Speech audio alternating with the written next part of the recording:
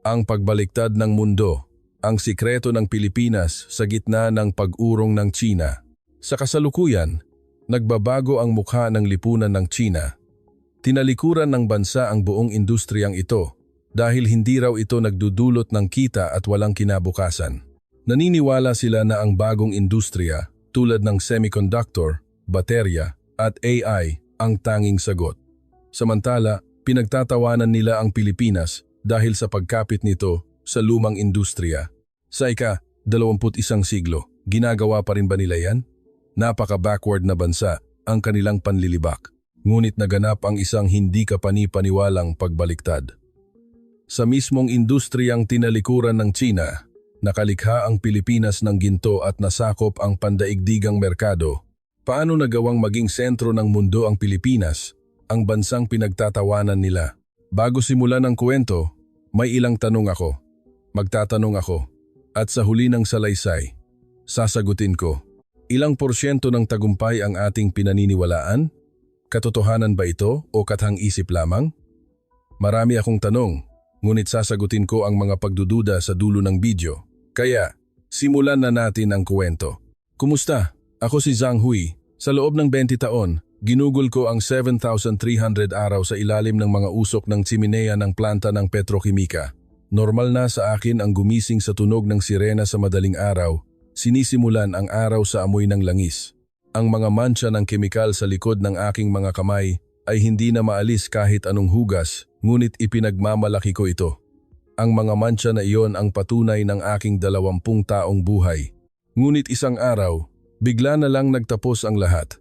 Noong araw na sinabihan akong mare-resigned, napakalamig ng pakiramdam ng fluorescent light sa opisina. Ang papel na iniabot ng HR manager ay isang A4 na papel lamang sa isang piraso ng papel na iyon, isinaayos ang 20 taon ko. Paglabas ko ng pangunahing gate ng pabrika at lumingon, wala nang usok ang tumataas mula sa tsiminea. Ang katahimikan nito ay pumiga sa aking dibdib. Sa loob ng subway pauwi, kinuha ko ang aking smartphone at tinignan ang balita.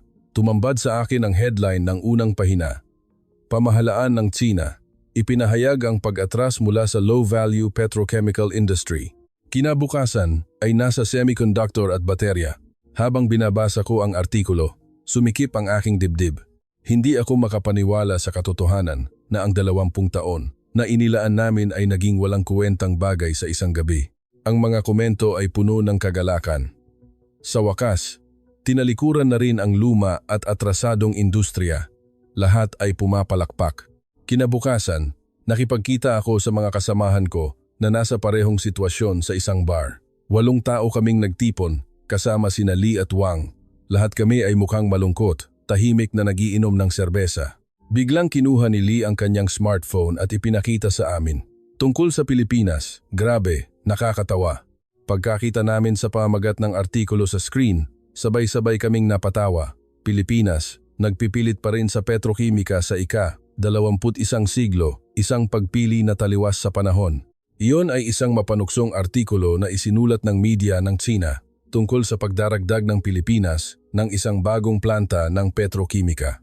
Inilarawan ng artikulo ang Pilipinas bilang isang bansang bumabalik sa nakaraan na kumakapit pa rin sa industriyang matapang naming tinalikuran. Ang Pilipinas, laging huli ng isang hakbang, sabi ni Wang, habang umiiling. Ang daan na isinuko na namin, ngayon pa lang nila sinisimulan. Sumang-ayon si Lee, kakulangan ng diskarte ng mga developing country siguro, hindi nila alam kung saan patungo ang mundo. Sumali ako sa tawanan, ang bansang pupulot ng tinalikuran namin, tunay ngang atrasadong bansa, ang Pilipinas. Sa sinabi kong iyon, umalingaw-ngaw ang malakas na tawanan sa mesa. Nagapiran kami ng baso, pinagtatawanan ang kamangmangan ng Pilipinas. Kailangan namin ng kaunting aliw, isang pananaw na hindi kami mas malala kaysa sa iba. Sa pamamagitan ng pagpapababa sa iba, hindi nagiging gaanong kalunos-lunos ang aming sitwasyon.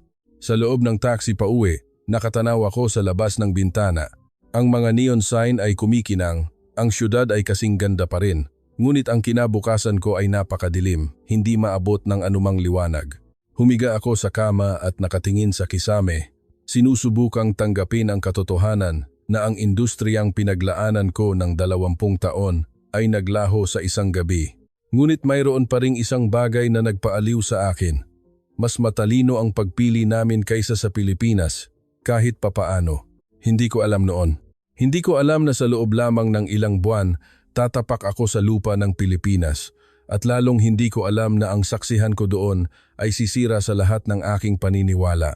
Ang opisyal na deklarasyon at ang pag-urong. Makalipas ang isang linggo, may opisyal na pahayag mula sa Pambansang Komisyon sa Pagpapaunlad, NDRC. Eksaktong alas, 10 ng umaga, pumila ang mga opisyal ng gobyerno sa hagdanan ng Great Hall of the People sa Beijing at patuloy na kumikislap ang mga flash ng kamera. Ang vice-chairman ng NDRC ay tumayo sa podium, tinitigan ang mga kamera sa likod ng makapal niyang salamin at matapang na sinabi, "Simula ngayon, ang People's Republic of China ay tuluyan ng ititigil ang lahat ng pamumuhunan sa low-value petrochemical industry." Ang kanyang boses na umalingaw-ngaw sa mikropono ay matatag. Ang sumunod na salita ay mas nakakagulat pa. Inihayag ng China ang pag-atras mula sa lahat ng larangan, kabilang ang basic chemicals, general plastics, at synthetic fibers. Ang kinabukasan ay nasa semiconductor, sa baterya, sa artificial intelligence. Hindi natin maaring aksayahin ang pambansang yaman sa industriya ng ika-20 siglo. Bawat salita niya ay tumatagos sa aking dibdib. Nakatanaw ako sa live broadcast sa TV, nakabaon sa sofa, mahigpit na hinawakan ng aking asawa ang aking kamay, ngunit hindi ito nagbigay ng anumang aliw. Araw-araw, ang balita ay umiikot sa pangyayaring ito. Sa main news tuwing gabi, may mga eksperto na pumupuri sa desisyon ng gobyerno. Isang propesor ng ekonomiya ang nagsabi, "Sa wakas, sinira na ng China ang luma niyang balat at lilipad patungo sa advanced powerhouse." Isa pang panelist ang naglarawan sa petrokimika bilang relic ng lumang panahon. Nagbago rin ang pakiramdam sa bayan. Ilang araw pagkatapos, nagpunta ako sa isang cafe sa lungsod at narinig ko ang usapan ng mga kabataan sa katabing mesa. Ang China, tunay na naging developed country na, sabi ng isang binata na puno ng pagmamalaki. Sumang-ayon ng kanyang kaibigan, hayaan na lang natin ang mga backward na industriya ng chimenea sa Southeast Asia. Nanlumo ako. Sa mga lugar ng pabrika, mas lalong nakakaawa ang sitwasyon. Sa loob ng wala pang isang buwan, 28 sa 37 planta ng kemikal na complex sa Jiangsu Province ang tuluyang huminto sa operasyon. Ang dambuhalang steel tank ay nagsimulang kalawangin sa ilalim ng araw. Ang tunog ng singaw mula sa mga pipe, ang ingay ng mga makinang umaandar lahat ay naglaho. Tanging ang tunog ng hangin na dumadaan sa naglahong pabrika ang naririnig. Tumawag si Lee, isang dating kasamahan. Basag ang kanyang boses, sinabi niyang tuluyan nang nagsara ang kanilang pabrika. Nasaksihan niya ang pagkawala ng huling usok mula sa chimenea, ang usok na tumataas araw-araw sa loob ng mahigit 20 taon, ngayon ay zero na. Noong gabing iyon, may feature program sa balita. Ipinakita sa screen ang mga aerial shot na kinuha ng drone na nagpapakita ng mga naglahong chemical complex ng China. Ang mga lugar ng pabrika na kasing laki ng maraming football field ay tuluyang huminto. Wala ni isang usok ang umaakyat sa mga chimenea. Pinuri ng Anchor ang desisyon. Ito ang matapang na pagpili ng China, ang lakas ng loob na itapon ang mga walang saysay na bagay. Biglang nagbago ang screen. Lumabas ang caption, Batangas, Philippines. Ipinakita ang tanawin ng isang bagong planta ng petrokimika na itinatayo. Daan-daang manggagawa ang abala at ang mga crane ay nagbubuhat ng dambuhalang steel structure, isang masiglang tanawin. Ipinakita rin ang pagputol ng laso sa inaugurasyon. Ang mga executive ng kumpanya sa Pilipinas ay masayang nagtatawanan, bumabati sa pagbubukas. Nagpatuloy ang komentaryo ng Anchor. Ang Pilipinas, kahit nasa ika-21 siglo na, patuloy pa rin sa pagtatayo ng planta ng petrokimika. Nagbubuhos sila ng malaking pamumuhunan sa industriyang matapang na tinalikuran ng China. Sinasabi ng mga eksperto na ito ay isang pagpili na taliwas sa panahon. Sa ilalim ng screen, dahan-dahang lumitaw ang caption, Pilipinas, bumabalik sa panahon. May pag-asa ba? Nagpadala ng message si Lee. Nakita mo ba ang balita? Ang Pilipinas wala talagang pag-asa. Nag-post din si Wang sa group chat. Bumabalik sila sa kasaysayan. Para silang namumulot ng basura na tinalikuran natin. Mabilis na uminit ang chatroom at pinagtawanan namin ang Pilipinas. Nagkomento rin ako, tama ang pagpili natin. Siguradong magsisisi ang Pilipinas.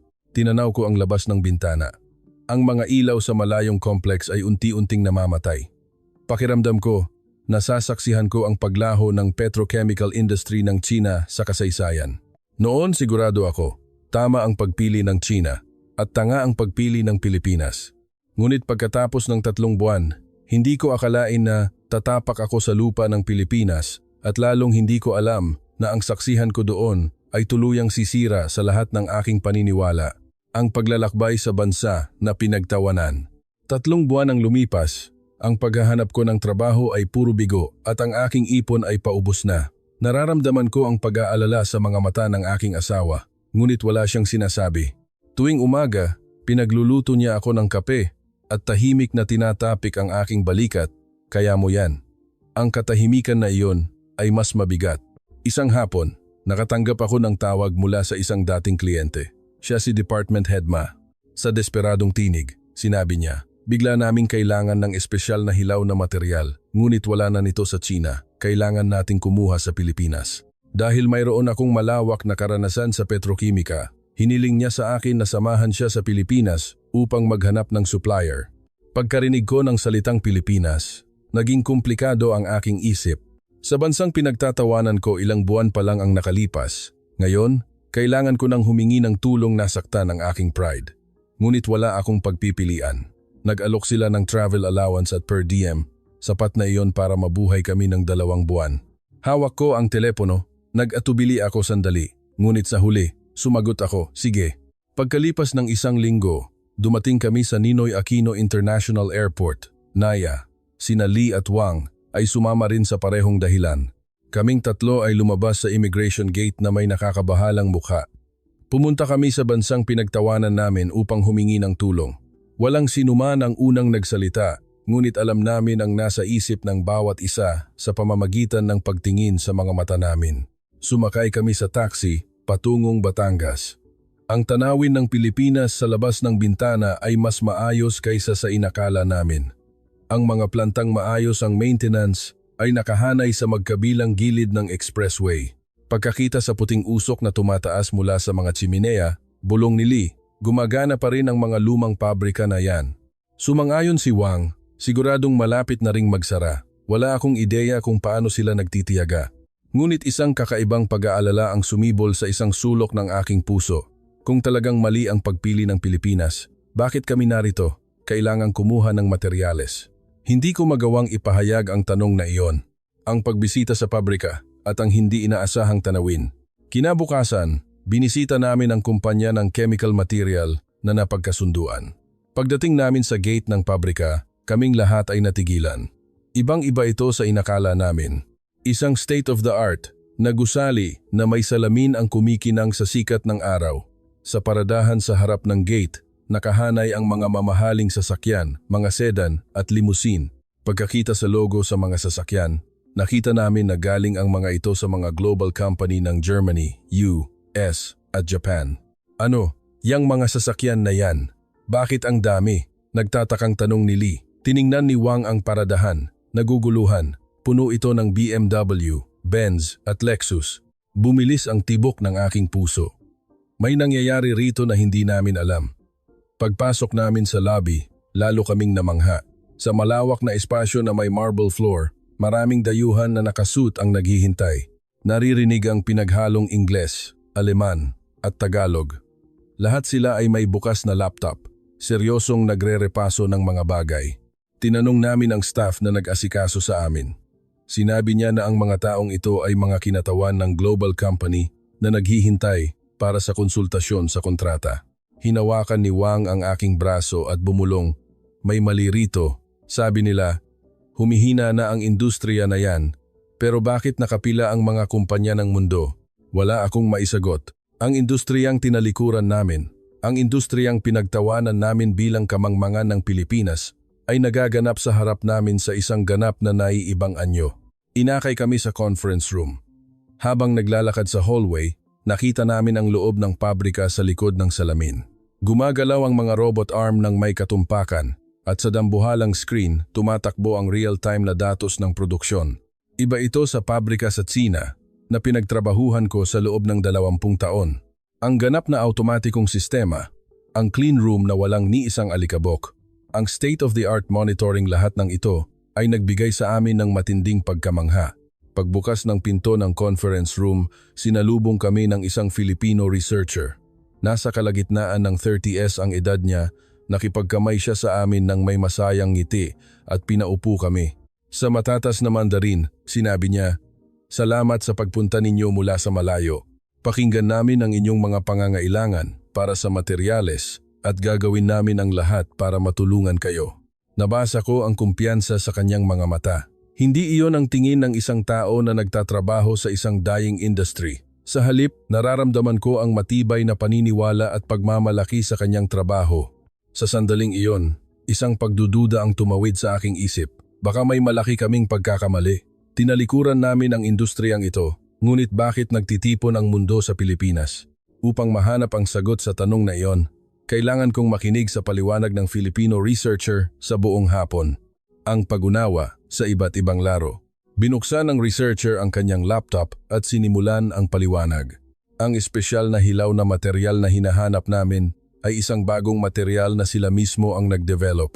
Hindi tulad ng ordinaryong rubber, kaya nitong magtagal sa init na 300 Gauss at may mahusay na electrical insulation. Ipinakita niya ang molecular structure sa screen at ipinaliwanag ng sunod-sunod. Ito ang sealing agent na ginagamit sa proseso ng paggawa ng semiconductor. Lahat ng pangunahing semiconductor manufacturer sa mundo ay gumagamit ng produktong ito. Napansin ni Lee, habang nakakrus ang mga braso, "Goma lang naman yan. Gumagawa din kami niyan dati. Ano bang meron dyan na napakaganda?" May bahid ng pagkadismaya ang kanyang boses. Ngumiti ang Filipino researcher at umiling. Hindi lang ito simpleng goma. Ito ay composite material na pinagsama-sama sa nanotechnology. Ipinaliwanag niya na inabot ng 7 taon ang pagdevelop nito at mayroon silang 120 patent. Sumingit si Wang. Hindi lahat ng may maraming patent ay maganda. Sa huli, kung walang price competitiveness, hindi kayo mabubuhay sa merkado. Pagmamayabang niya, hindi pa rin niya nais tanggapin ang tagumpay ng Pilipinas. Kalmado ang researcher. Sumagot siya, "Tama po kayo. Kaya hindi kami nagpo-focus sa murang mass production, kundi sa high-value new materials lamang." Ibig sabihin, nakikipagkompetensya sila sa performance, hindi sa presyo. Pagkarinig sa mga salitang iyon, nagbago ang atmosfera sa conference room. Nanigas ang mukha ni Lee at Wang, at sumikip din ang aking dibdib. Ang dahilan kung bakit kami umalis sa industriya ay dahil sa price competitiveness. Ang diskarte ng Tsina ay gumawa ng malalaking volume ng murang produkto upang sakupin ang merkado, ngunit ang Pilipinas ay pumili ng eksaktong kabaligtaran. Tumayo ang researcher at inakay kami sa loob ng pabrika. Mas madaling maunawaan kung makikita ninyo ng direkta. Nagsuot kami ng protective suit at pumasok sa clean room. Pagbukas ng pinto, napanganga kami. Sa dambuhalang espasyo, nakahanay ang mga state-of-the-art equipment at lahat ay gumagana ng automatiko. Halos walang tao. Sa halip, ang mga robot arm ang naghahalo ng mga hilaw na materyales ng may katumpakan. Itinaas ng researcher ang isang beaker na may malinaw na likido at ipinaliwanag, "Ito ang hilaw na materyal na kailangan ninyo." Isang special solvent na ginagamit sa proseso ng paglilinis ng semiconductor, may 99.99% na kadalisayan. Dagdag pa niya, imposible ang cleaning process kung walang solvent na ito. Itinuon niya ang beaker sa liwanag. Samsung, TSMC, Intel, lahat sila ay gumagamit ng produkto namin. Ngumisi si Wang, "Hindi ba kayo nag-exaggerate?" Hindi ako makapaniwala na ginagamit ito ng lahat ng top company sa mundo. Ngunit walang kumpiyansa ang kanyang boses. Kinuha ng researcher ang kanyang tablet at ipinakita ang screen. Nakahanay doon ang mga aktwal na kontrata ng supply. Samsung Electronics, TSMC, Intel, Micron, lahat ay may tunay na pangalan. Namutla ang mukha ni Wang. Lumipat kami sa susunod na lugar at isang mas nakakagulat na tanawin ang bumungad. Sa dambuhalang screen, ipinakita ang real-time na order status. Patuloy na nagbabago ang mga pangalan ng kumpanya. Chemical Company ng Germany, Aerospace Company ng US, Automotive Parts Company ng Japan. Ipinaliwanag ng researcher. Ito ang mga order na pumasok ngayong araw. Halos lahat ng ito ay hindi namin kayang tanggapin kung hindi ito na-schedule 3 buwan ng mas maaga. Siniko ako ni Lee. Hoy, may mali rito. Babol lang yan. Lilipas din yan. Hindi ako sumagot. Sa totoo lang, litong-lito ako. Ang tanawin sa harap namin ay napakalayo sa inakala namin. Inakay kami ng researcher sa isa pang laboratory. Nakaupo roon ang mga batang researcher sa harap ng mga microscope, abala sa pag-aanalisa. Inilalaan namin ang 15% ng aming kita sa Research and Development, R&D. Kapag nakikipagkumpetensya ang mga kumpanya sa Tsina sa presyo, nakikipagkumpetensya naman kami sa teknolohiya, aniya. Sa mga salitang iyon, sabay na sumimangot sina Lee at Wang. Bumalik kami sa conference room at sa mesa, nakahanay ang iba't ibang certificate at patent. ISO certification, FDA approval, European REACH regulation, puno ito ng mga internasyonal na certification. Inabot kami ng 10 taon upang makuha ang lahat ng certification na ito. Dahil diyan, nalampasan namin ang barrier to entry sa global market. Hindi pa rin kumbinsido si Wang, pero petrokimika pa rin yan, hindi ba? Ang industriyang tinalikuran ng Tsina. Umiling ang researcher at kalmadong sumagot. Magkaiba ang laman, kahit pareho ang anyo. Ang tinalikuran ng Tsina ay low-value commodity at ang ginagawa ng Pilipinas ay high-value specialty materials. Iba ang mismong merkado. Sa sandaling iyon, tumayo si Lee at sumigaw. Panandalian lang yan. Maglalaho rin yan. Kung magsiseryoso ang Tsina, madali lang naming maaabutan yan. Ngunit nanginginig ang kanyang boses. Alam niyang wala siyang kumpiyansa. Tinanaw ko ang labas ng bintana. Sa harap ng gate ng pabrika, nakapila pa rin ang mga sasakyan ng global company. Maraming tao ang abala, may umaalis pagkatapos ng kontrata, may bagong pumapasok. Hindi ito mukhang panandaliang ningas. Sa halip, mukha itong apoy na lalong lumalaki. Sa huli, nagtanong ang researcher. Kaya, anong dami at delivery date ang gusto ninyo? Inabot ko ang document, ngunit nanginginig ng bahagya ang aking kamay. Ang katotohanan na humihingi kami ngayon ng tulong sa bansang pinagtawanan namin ay nakasakit sa aking pride. Natapos ang meeting at lumabas kami. Sina Lee at Wang ay nagbubulungan pa rin. Suwerte lang yan, malapit nang magsara. Ngunit hindi na ako sumang-ayon sa kanila. Pakiramdam ko, may isang bagay na napakahalaga na hindi namin nakita. Hindi ako makatulog noong gabing iyon sa hotel. Nakatingin sa kisame, inulit ko sa aking isip ang lahat ng nakita ko. Hindi pinulot ng Pilipinas, ang batong tinalikuran namin, pinakintab nila ang batong iyon upang maging diamante. Ang pagkaunawa na iyon ay bumigat sa isang sulok ng aking dibdib. Ang pag-amin at ang bagong simula. Noong gabing iyon, nakita ko ulit ang Filipino researcher sa lobby ng hotel. Sinabi ni Lee at Wang na pagod sila at bumalik sa kanilang mga kwarto, ngunit masyadong komplikado ang aking isip para makatulog. Nakaupo ako sa cafe sa lobby at nagkakape. Nang makita ko siyang pumasok, itinaas ko ang aking kamay. Tinawag siya at ngumiti siya ng masigla at umupo sa tapat ko. Tahimik kaming nagkandali sa pag-inom ng kape. Ako ang unang nagsalita. Sa totoo lang, napakaraming gusto kong itanong. Nagtataka akong nagtanong. Ang industriya na tinalikuran ng Tsina, paano nagawa ng Pilipinas na maging ganito ka-successful? Ano ang sikreto? Nag-isip muna ang researcher bago dahan-dahang sumagot. Alam ba ninyo kung ano talaga ang tinalikuran ng Tsina? Siyempre, sumagot ako. Ang petrochemical industry. Umiling siya. Hindi petrochemicals ang tinalikuran ng Tsina, kundi ang low-value commodity.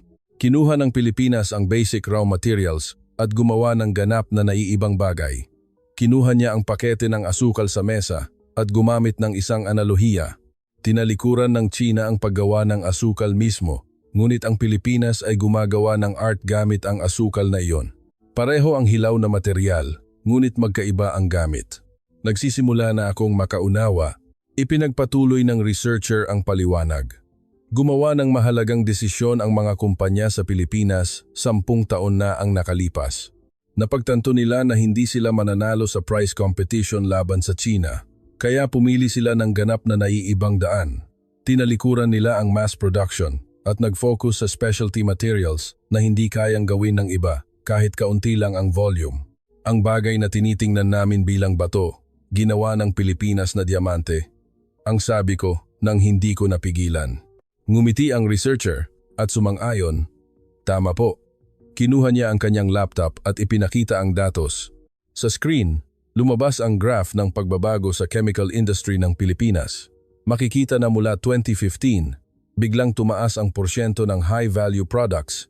Ang mga kumpanya sa Pilipinas ay nag-focus na mamuhunan sa mga larangan tulad ng specialty chemicals para sa semiconductors, liquid crystal materials para sa display, at electrolyte para sa baterya ng electric vehicle, paliwanag ng researcher. Ang presyo ng mga produktong ito bawat kilo ay 50 hanggang 100 beses na mas mataas kaysa sa commodity products. Kahit kaunti ang volume, malaki ang kita. Tumango ako at nagtanong, pero hindi ba mahirap ang technology development? Kailangan ng maraming patent at maraming researcher. Paano ninyo ito kinaya? Inamin ng researcher, hindi po madali. Napakarami naming failure. Nagbigay siya ng halimbawa sa kanilang kumpanya.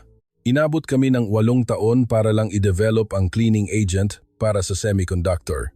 Sa panahong iyon, lumampas sa 30 bilyong yuan ang ininvest namin at nagulit ang mga researcher ng daan-daang experiment. Maraming beses naming gustong sumuko. Ngunit sa huli, nagtagumpay kami. Ngayon, ang isang produktong iyon ay kumikita ng 5 bilyong yuan bawat taon. Nagtataka akong nagtanong. Tumawa ang researcher at sinabi, ito ang diskarte ng Pilipinas. Mag-invest ng 10 taon para kumita ng 30 taon. Hindi tulad ng China na mabilis na gumawa ng mass production para sakupin ang merkado. Kami ay dahan-dahan ngunit siguradong nagtatayo ng pader ng teknolohiya. Inilapag ko ang aking tasa ng kape at nag-isip. Pinili ng China ang bilis at pinili ng Pilipinas ang lalim. Hindi ito tungkol sa kung sino ang tama o mali, kundi naglalaro kami ng ganap na naiibang laro. Hindi namin ito naunawaan. Kinuha ng researcher ang kanyang tablet at nagpakita ng isa pang data, isang table ng global market share ng mga kumpanya ng kemikal sa Pilipinas. Semiconductor materials, 47%. Display materials, 63%. Specialty rubber, 38%. Nawalan ako ng salita sa pagkakita sa mga numerong iyon. Tahimik siyang nagsalita. Kapag nasakop ng China ang mundo sa quantity, sinakop naman ng Pilipinas ang niche market sa quality. Ang sitwasyon ngayon, ang pabrika ay gumagana ng walang produkto ng China, ngunit hindi makagawa ng advanced products kung walang materials ng Pilipinas. Ipinaliwanag niya na magkaiba ang aming role. Naramdaman ko ang pagkaawa sa sarili. Habang pinagtatawanan namin ang Pilipinas, sila ay nagpaplano na pala ng 10 taon sa hinaharap. Habang isinasara namin ang mga pinto ng pabrika, nagbubukas naman sila ng bago. Akala namin pareho ang industriya, ngunit sa huli, magkaiba pala ang dimensyon. Nagdagdag ng huling salita ang researcher. Noong una, natakot din ang Pilipinas. Noong narinig namin na tinalikuran ng China ang petrokimika, nakaramdam kami ng crisis, ngunit naging pagkakataon pa iyon. Sa lugar na binuksan ng China, nakahanap ang Pilipinas ng ibang daan. Hindi kami nagpo-focus sa murang mass production, kundi sa high-value new materials lamang. Ang kanyang mga salita ay patuloy na umalingaw-ngaw sa aking isip. Bumalik ako sa aking kwarto at humiga sa kama. Ngunit hindi ako dinadalaw ng antok. Nakatingin sa kisame, inulit ko ang lahat ng narinig ko ngayong gabi. Hindi ginawa ng Pilipinas na diamante ang batong tinalikuran namin. Nakita nila ang essence ng bato at nakahanap ng ganap na naiibang gamit. Ang 20 taon kong karera ay mukhang naglaho. Gumawa lang ako ng produkto sa pabrika, hindi ko naisip kung saan pupunta ang produkto na iyon at paano ito magbabago. Iba ang mga Filipino researcher. Tiningnan nila ang hilaw na material at inimagine ang kinabukasan at ginawa nilang katotohanan ang imahinasyon na iyon. Ang mga ilaw ng Batangas Complex sa labas ng bintana ay kumikinang. Ngayon ko lang nalaman na ang mga tsimeneya na pinagtawanan namin ay ang mga haligi na sumusuporta sa advanced industries ng mundo. Napahiya ako. Naisip ko, kailangan kong sabihin kina Lee at Wang ang tungkol dito bukas. Ngunit makakaniwala ba sila? Ang mga tao kasi, ang gusto lang nilang makita ay ang gusto nilang makita. Ang trade show at ang pagbagsak ng pride. Kinabukasan, nagpunta kami sa exhibition hall ng Cebu International Convention Center. Sinabi ni Department Head Ma na maghahanap pa kami ng ibang supplier ng hilaw na material. Sa loob ng taxi, Sina Lee at Wang ay nagrereklamo pa rin na ang pabrika na nakita namin kahapon ay fake lang. Wala akong sinabi. Alam kong makikita nila ang katotohanan. Pagpasok namin sa entrance ng exhibition hall, muli kaming natigilan. Ang buong unang palapag ng Cebu Trade Hall ay puno ng mga chemical material manufacturer. Puno ng tao ang mga booth ng mga kumpanya sa Pilipinas. Puro dayuhan ang naroon, mga buyer na nakasuit. Dahan-dahan kaming naglakad sa exhibition hall. Ang unang booth ng Pilipinas ay nagpapakita ng specialty polymer. Mahigit 30 tao ang nakapila. Nagpapaliwanag ang staff habang nagpapakita ng sample at ang mga buyer ay masigasig na nagsusulat at nagtatanong. Sa tabi niyon, dumaan kami sa booth ng isang kumpanya sa Tsina. May malaking banner na nakasulat, Major Chemical Company ng Tsina, ngunit ang booth ay tahimik. 2 staff lang ang nakaupo, nagtetelepono. Walang pumapansin. Nakita ko na namutla ang mukha ni Wang. Nagpatuloy kami sa paglalakad. Ang mga booth ng Pilipinas ay lahat abala at ang mga booth ng China ay lahat tahimik. Ang contrast ay napakalinaw. Pakiramdam ko hindi ito totoo. Bumulong si Lee. May mali rito. Hindi ito normal. Sa harap ng booth ng isang kumpanya sa Pilipinas, narinig namin ang Ingles na may German accent. Isang middle-aged German ang nagsabi sa Filipino staff. Ang special adhesive na ginagamit namin para sa car parts ay sa Pilipinas lang makukuha. Sinubukan namin ang mga supplier sa Germany, ngunit hindi nila kayang gawin ang parehong quality. Tumawa ang Filipino staff at sumagot, "Kaya, kailangan ninyong mag-book 10 buwan ng mas maaga. Puno na ang schedule hanggang Pebrero ng susunod na taon." Nagulat ako sa narinig kong iyon. Puno na hanggang sa susunod na taon. Ito ba ang itsura ng isang dying industry? Narinig din ni Wang ang usapan at naging seryoso ang kanyang mukha. Lumipat kami at may booth ng mga kumpanya sa Pilipinas na nagtipon-tipon. Nagpapakita sila ng special film para sa display na gawa ng mga kumpanya sa Pilipinas. Tinitingnan ng mga Filipino ang film gamit ang magnifying glass, humahanga, hinawakan ako ni Lee. "Tingnan mo iyon." Nakita namin ang isang malaking booth. Ang signboard ay nagsasabing, Advanced Materials Pilipinas. Sa harap ng booth, may makina para kumuha ng waiting number. Nakita sa electronic board na ang kasalukuyang kinokonsulta ay number 47. Ang mga naghihintay lang ay umabot na sa 20. Naging interesado kami at pumasok sa loob. Sa dingding, nakasabit ang world map. Ang mga pin na nagpapakita ng mga delivery destination ay punong-puno. U.S. 17. Germany 23. Japan 31. France 8. UK 12. Mayroon ding China 9. 9 na delivery sa China? Nagulat na tanong ni Wang. Tumawa ang Filipino staff at sumagot. Ang mga kumpanya sa China ang pinakamalaking customer namin. Halos lahat ng electronic product na ginagawa sa China ay may materials mula sa Pilipinas. Namutla ang mukha ni Wang. Sa wakas, naunawaan ko. Habang nagmamayabang ang China na tinalikuran na nila ang petrokimika, sa katunayan, naging dependent na sila sa Pilipinas. Hindi makagawa ng produkto ang mga pabrika ng China kung walang specialty materials mula sa Pilipinas. Hindi kami ang tumalikod, kami ang inalisan ng kapangyarihan. Ang pagbabago ng pananaw. Lunchtime na at nagpunta kami sa food court ng exhibition hall. Habang kumakain kami sa mesa, ang mga usapan sa paligid namin ay tungkol lahat sa mga produkto ng Pilipinas. Isang Amerikano ang nagsabi na hindi niya mapatakbo ang kanyang pabrika kung walang semiconductor materials ng Pilipinas. Isa pang European ang nagsabi na inabot siya ng 1 taon para makipagkontrata ng pangmatagalan sa isang kumpanya sa Pilipinas. Inilapag ni Lee ang kanyang chopsticks at bumuntong hininga. Ayokong tanggapin pero kailangan kong harapin ang katotohanan. Ang Pilipinas, nagtagumpay talaga. Nagkamali kami ng husto sa pagtingin sa kanila. Pag-amin niya. Tumango si Wang at ang kanyang mga mata ay puno ng pagsisisi. Noong hapon, dumalo kami sa isang conference sa seminar hall. Inihayag doon ang future strategy ng chemical industry ng Pilipinas.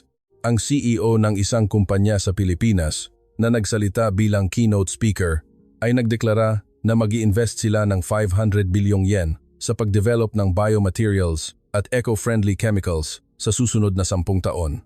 Habang nakikipagkumpetensya ang China sa quantity, nakikipagkumpetensya naman ang Pilipinas sa quality. at ngayon ay sinisiguro na nila ang hinaharap. Nagpalakpakan ang mga tagapakinig. Ang mga buyer mula sa buong mundo ay sabay-sabay na pumalakpak. Napilitan din akong pumalakpak at sina Lee at Wang ay tahimik ding pumapalakpak. Ang tunog ng palakpak mula sa aming mga kamay ay kakaibang nakakabingi. Paglabas namin ng seminar, tahimik na nagsalita si Wang. Ang bagay na tinalikuran namin bilang basura, ginawa ng Pilipinas na ginto. Puno ng pagkatalo ang kanyang boses, tumango si Lee nang walang imik. Tinanaw ko ang langit. Maliwanag at bughaw ang langit ng Cebu, ngunit ang aking puso ay natatakpan ng ulap. Sa loob ng taxi pauwi sa hotel, walang nagsalita. Habang nakatanaw sa mga kalye ng Pilipinas na dinadaanan, naisip ko, ang bansang pinagtawanan namin ay ilang hakbang na ang layo sa amin, naghahanda na para sa kinabukasan, at ang gap na iyon ay lalong lumalaki. Noong gabing iyon, hindi nakatulog ang tatlo sa amin sa aming mga kuwarto. Humiga ako sa kama at nakatingin sa kisame, iniisip kung ano ang aming pinalampas. Bakit hindi kami nakapag-isip tulad ng Pilipinas? Ang sagot ay simple. Nakita lang namin ang kita sa harap namin, habang ang Pilipinas ay nakatingin sa 10 taon sa hinaharap. Bukas, aalis na ako sa Pilipinas at babalik sa Tsina. Ngunit ang lahat ng nakita ko sa Pilipinas ay nakatatak ng malalim sa aking puso. Hindi ko alam kung paano babaguhin ng karanasang ito ang natitirang bahagi ng aking buhay, ngunit isang bagay ang sigurado, hindi na ako ang dating Zhang Hui.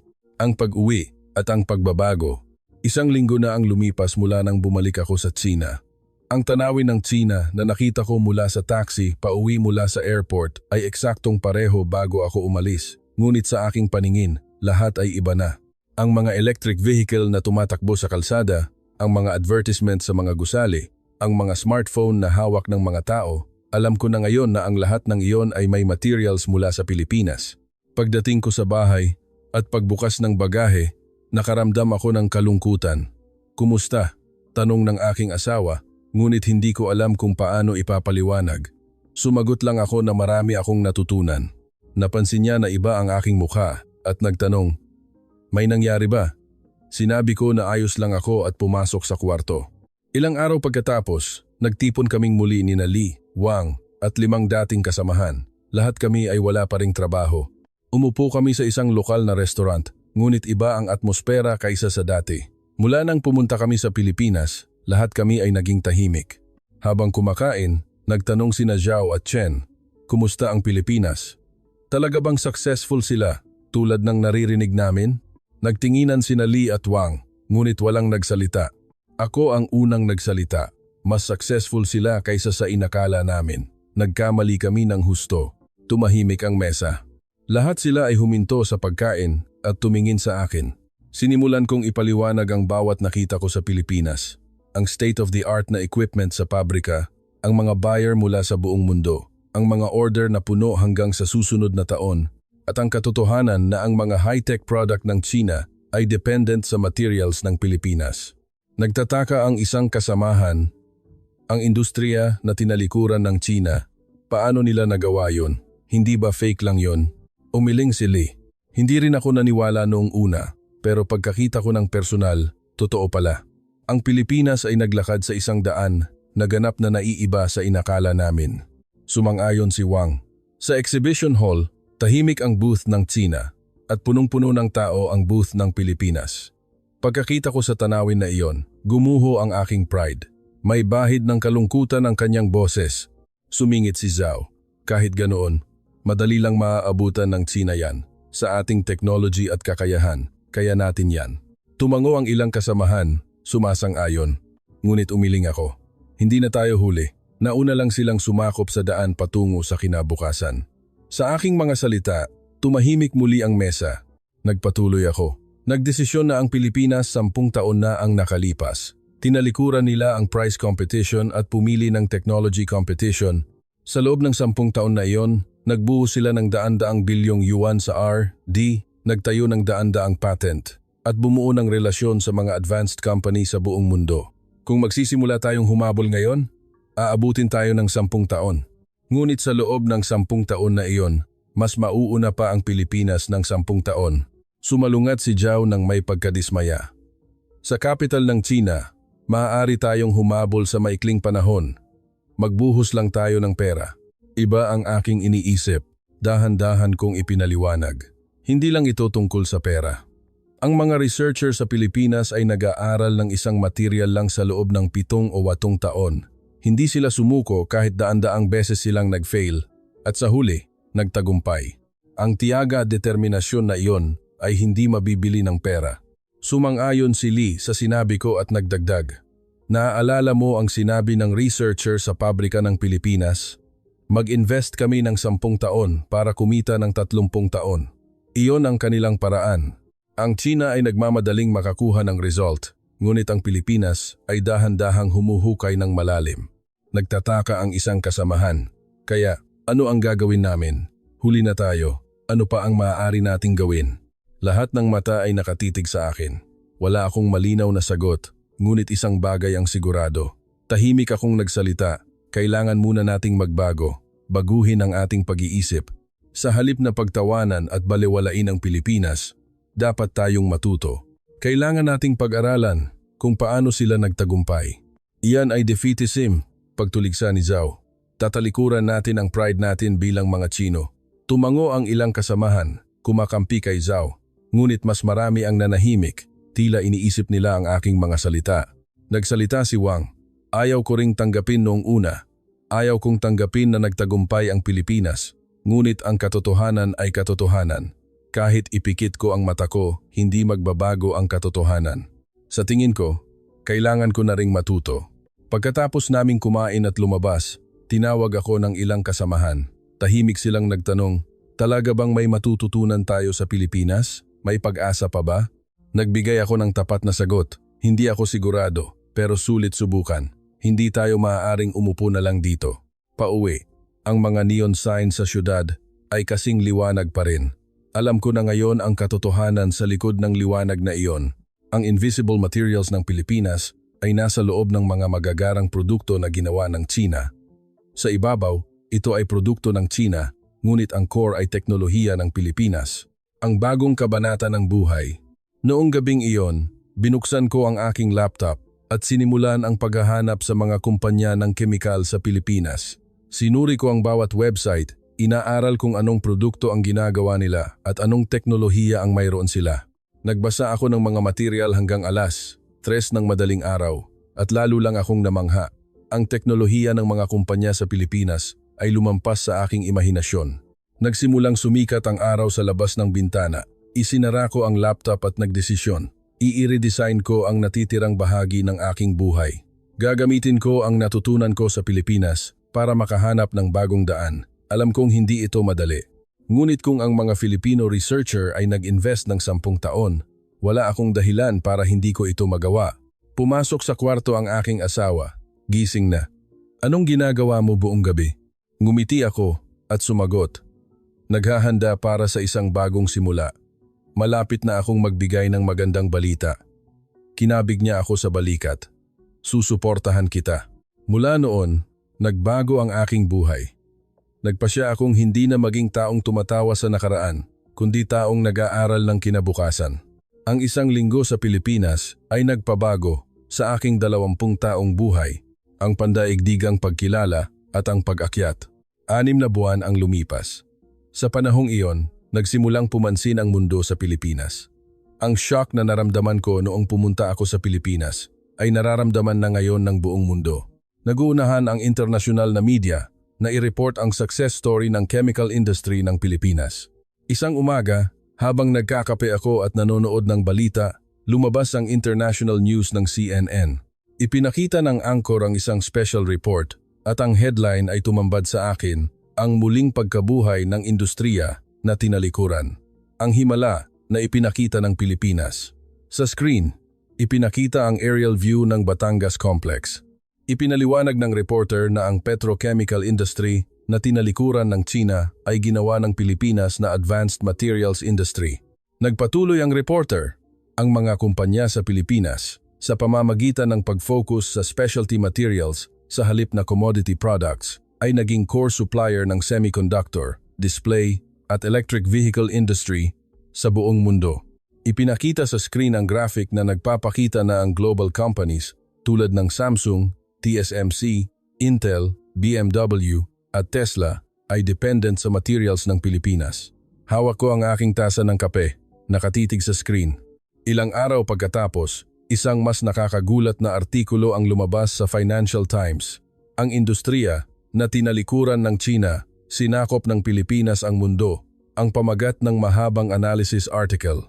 Tinalakay ng artikulo ang estratehikong pagbabago ng mga kumpanya ng kemikal sa Pilipinas sa loob ng nakalipas na 10 taon at binigyang diin ang R&D investment ratio na higit sa 3 beses na mas mataas kaysa sa mga kumpanya ng China. Tumawag si Wang nang makita niya ang artikulo. Mahina ang kanyang boses. Ngayon ko lang talaga naintindihan ang sinabi mo. Hindi ko na ito maitatanggi kapag kinikilala na ng mundo.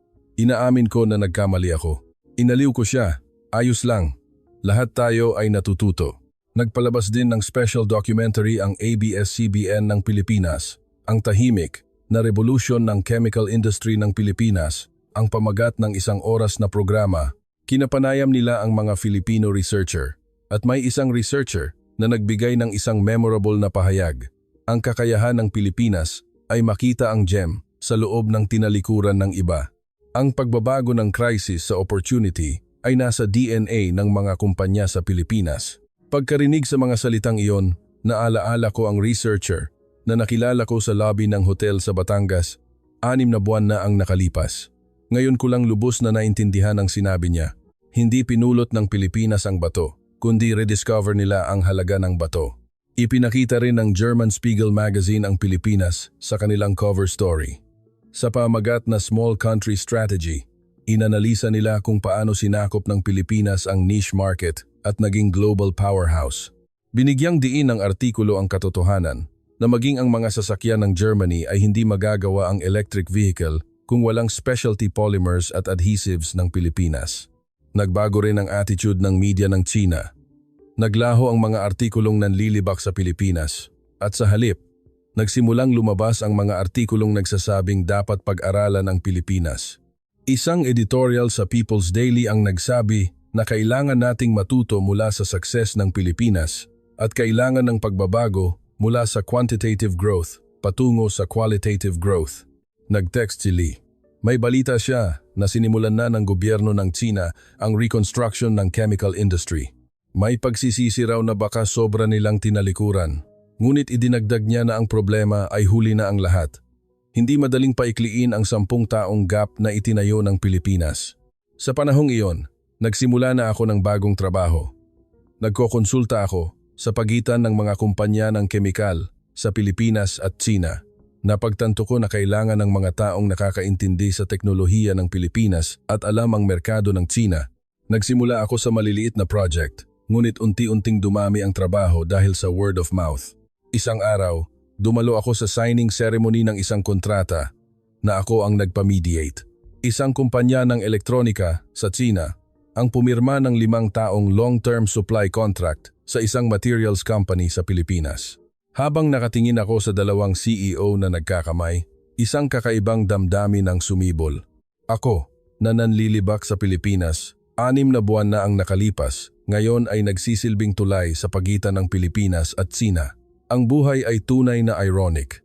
Pagkatapos ng ceremony, lumapit sa akin ang CEO ng Pilipinas. Nagpasalamat siya at nakipagkamay. Dahil may mga tao tulad mo, Mr. Zhang Hui, nagiging posible ang kooperasyon ng Pilipinas-China. Mahalaga ang mata na nakikita ang katotohanan ng walang prejudice. Nakaramdam ako ng pagmamalaki kahit mahina ang boses ko. Sa kotse pa uwi, sinuri ko ang balita sa aking smartphone. Lumabas ang breaking news ng Bloomberg. Ang market capitalization ng mga kumpanya ng kemikal sa Pilipinas ay umabot sa all-time high. Nag-invest ang mga global investor sa mga kumpanya ng material sa Pilipinas at ang stock price ay tumaas ng husto. Ang pera ng mundo ay nagtitipon sa Pilipinas. Noong gabing iyon, nagtipon kaming muli ng mga kasamahan. Sa parehong Restaurant 6 na buwan na ang nakalipas, nagkita kaming muli, ngunit ang atmosfera ay ganap na naiiba. Dumalo rin si Zhao, ngunit hindi na siya nanlilibak sa Pilipinas. Sa halip, tahimik siyang nagtanong, "May pagkakataon ba akong magtrabaho sa mga kumpanya ng Pilipinas? Gusto ko ring matuto," sabi ni Lee. Nagsimula na rin akong mag-aral ng Tagalog. Para makipag-ugnayan sa mga kumpanya sa Pilipinas, kailangan munang matutunan ang wika. Sumang-ayon si Wang. Nagsasalin ako ng mga thesis tungkol sa chemical industry ng Pilipinas. Gusto kong lubos na maunawaan ang kanilang diskarte. Ngumiti ako sa kanila. Ang mga taong nanlilibak sa Pilipinas, 6 na buwan na ang nakalipas, ay nagsisikap na ngayon na matuto mula sa Pilipinas. Ganito nagsisimula ang pagbabago, ang pagkilala, pag-aaral at paglago ng magkasama. Naunawaan namin, kahit huli na iyon ang tunay na pag-unlad. Ilang araw pagkatapos, nagkaroon ako ng pagkakataong dumalo sa isang internasyonal na conference. Sa isang Global Chemical Industry Forum na ginanap sa Shanghai, inanyayahan ang CEO ng isang kumpanya sa Pilipinas bilang keynote speaker. Sa harap ng libu-libong tagapakinig, sinabi niya, "Ang batong tinalikuran ng iba, kapag nasa kamay ng Pilipinas, nagiging gem." Ang hall ay napuno ng palakpakan. Ang mga tagapakinig mula sa Tsina, Europa at Amerika ay lahat tumayo at pumalakpak. Tumayo rin ako at pumalakpak. Ngunit ngayon, ito ay taos-pusong palakpak. Hindi ito pananabik o inggit, kundi dalisay na paggalang. Pagkatapos ng lecture, nakipag-usap ako sa maraming tao sa lobby. Isang negosyanteng Amerikano ang nagsabi sa akin, ang success ng Pilipinas ay hindi suwerte, kundi estratehiya. Ito ay resulta ng masusing paghahanda at matiyagang pagpapatupad. Pinuri ng isa pang European buyer ang quality management system ng mga kumpanya sa Pilipinas bilang world-class. Bumalik ako sa hotel at tinanaw ang labas ng bintana. Ang night view ng Shanghai ay napakagara, ngunit alam ko na ngayon na ang teknolohiya ng Pilipinas ay nakatago sa loob ng liwanag na iyon. Isang invisible ngunit essential na presensya iyon ang posisyon ng chemical industry ng Pilipinas. Humiga ako sa kama at nakatingin sa kisame. Nag-isip. 6 na buwan na ang nakalipas. Noong una akong tumapak sa lupa ng Pilipinas, lahat ay kakaiba at hindi ko maintindihan. Bakit nagtitipon ang mundo sa Pilipinas? Bakit successful ang industriya na tinalikuran namin? Wala akong ideya. Ngunit ngayon, alam ko na. Ang Pilipinas ay naglalaro ng ibang laro kaysa sa iba. Habang ang iba ay naghahangad ng quantity, naghahangad sila ng quality. Habang ang iba ay nakatingin sa kasalukuyan, nakatingin sila sa kinabukasan. Binuksan ko ang aking smartphone at nagpadala ng message sa aking asawa. Pauwi na ako. May magandang balita. Isinulat ko na nagkaroon ako ng bagong project at mas madalas kaming makikipagtulungan sa Pilipinas. Nag-reply ang aking asawa. Congrats! Ipinagmamalaki ko ang pagbabago mo. Nagsimulang sumikat ang araw sa labas ng bintana. Nagsisimula ang isang bagong araw. Ito rin ang bagong simula ko. Nagpasya akong maging taong naghahanda para sa kinabukasan, hindi na lang nagpipilit sa nakaraan. Ang aral na natutunan ko sa Pilipinas ay inilapat ko sa sarili kong buhay. Kinikilala na ng mundo ang Pilipinas. Ang muling pagkabuhay ng industriya na tinalikuran, ang bansang nagbago ng crisis sa opportunity, ang invisible ngunit essential na technology powerhouse. Ngayon, ako naman, nagdesisyon akong magbago, lumago, at lumikha ng bagong halaga. Naniniwala ako na kung paanong ginawa ng Pilipinas ang bato na hiyas, kaya ko ring hugisin ang sarili kong buhay. Sa paniniwalang iyon, nakatayo akong muli. Ito ang aking kwento. Isang paglalakbay na nagsimula sa panlilibak at nagtapos sa paggalang. Ang paglalakbay na ito ay hindi pa tapos. Sa ngayon na nakatingin ang mundo sa Pilipinas, nasa gitna ako ng pagbabagong iyon. Hindi ko alam kung ano ang susunod na mangyayari, ngunit isang bagay ang sigurado, ang batong tinalikuran ng iba kapag nasa kamay ng Pilipinas, nagiging gem. Ang aral na iyon ay ang liwanag na nagliliwanag sa aking buhay ngayon. Salamat sa panonood. Huwag kalimutang mag-subscribe at mag-like.